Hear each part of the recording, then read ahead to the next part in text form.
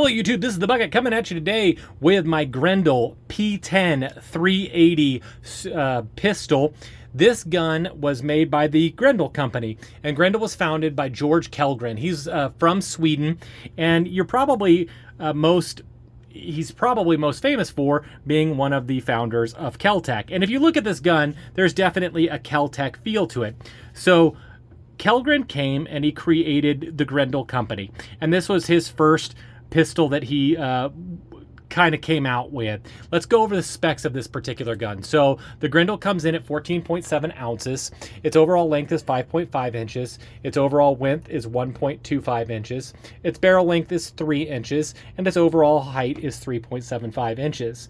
What's unique about this gun is there is no detachable box magazine. It has a box magazine, but it is loaded from the top. And with it not being detachable, it increases mag capacity. So for this gun, it holds a maximum of 10 rounds, and it can be fed either one at a time, pushing it in this double box magazine, or you can get a guide that'll go over here and put in AR stripper clips, and you could put in 10 that way.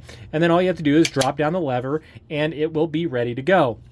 This gun is a truly double action gun, so it has double strike capability. Again, it's polymer frame, steel slide, steel barrel. It does have a fixed barrel, so you're going to feel all of that recoil.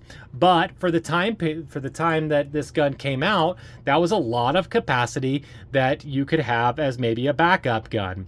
It has very, very rudimentary sights. It's really, really hard. It's not necessarily a natural pointer. It feels good in the hand. It's a little boxy here, and you could see it came back from the range, and I felt a little bit of a bite from this particular gun, because 380 out of a direct blowback is going to have a lot of recoil. Now, the texture of the grips is really pretty good, so and you're going to need it because you really only can get 1.5 fingers on it. And even though it has this big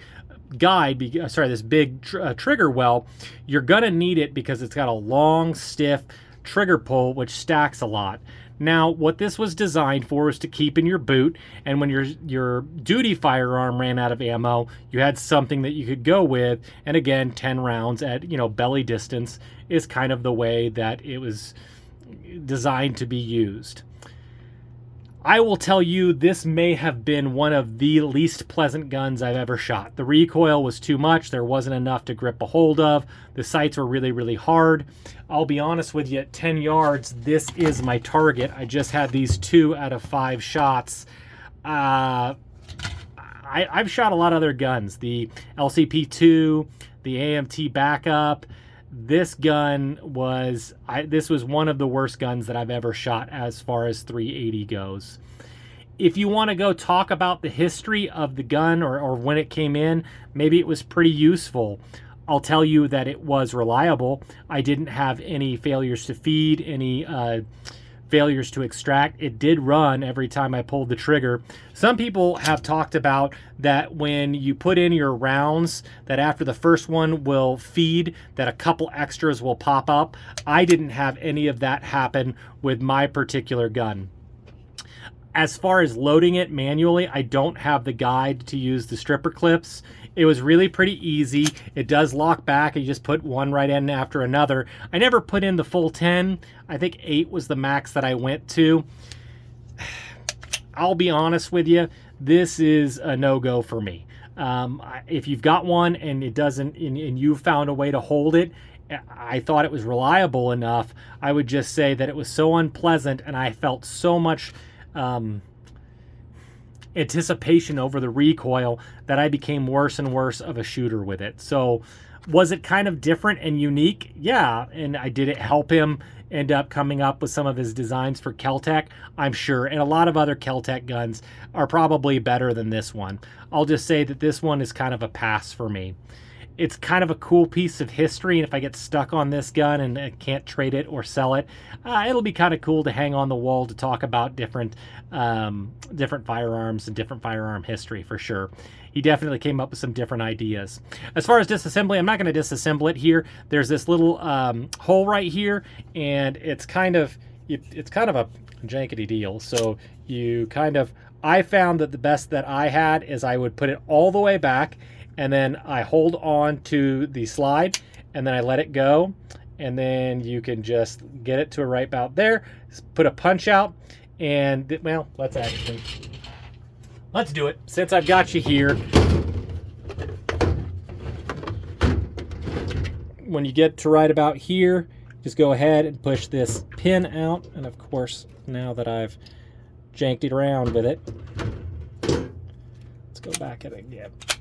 Okay, doing this on camera is kind of difficult. Okay, right about there, and then you can just push that pin right on out, and then the gun will just disassemble.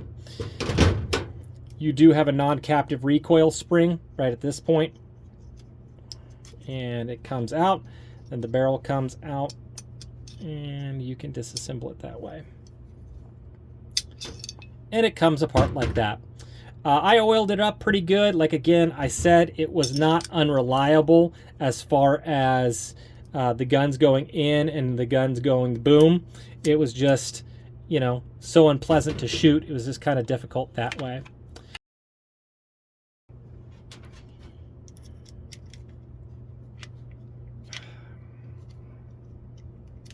See, it's under spring tension, so every time that you got to finagle with it, you got to keep that barrel going forward, then it's wanting to creep forward on you. Okay. See, it's already...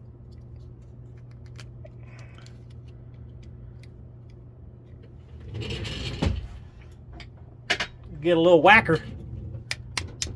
Okay, I got it going in now. So now you got to get it just right so you don't go in too far.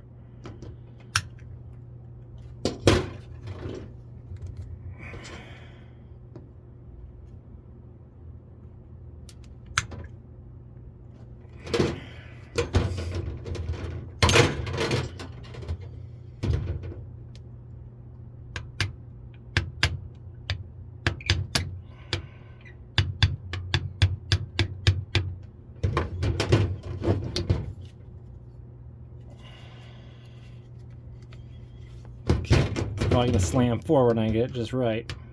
There you go. And now it's back together. You could see why that is not a pleasant experience. See some of the design flaws with it. As far as guns, one of the least pleasant guns I've ever shot before.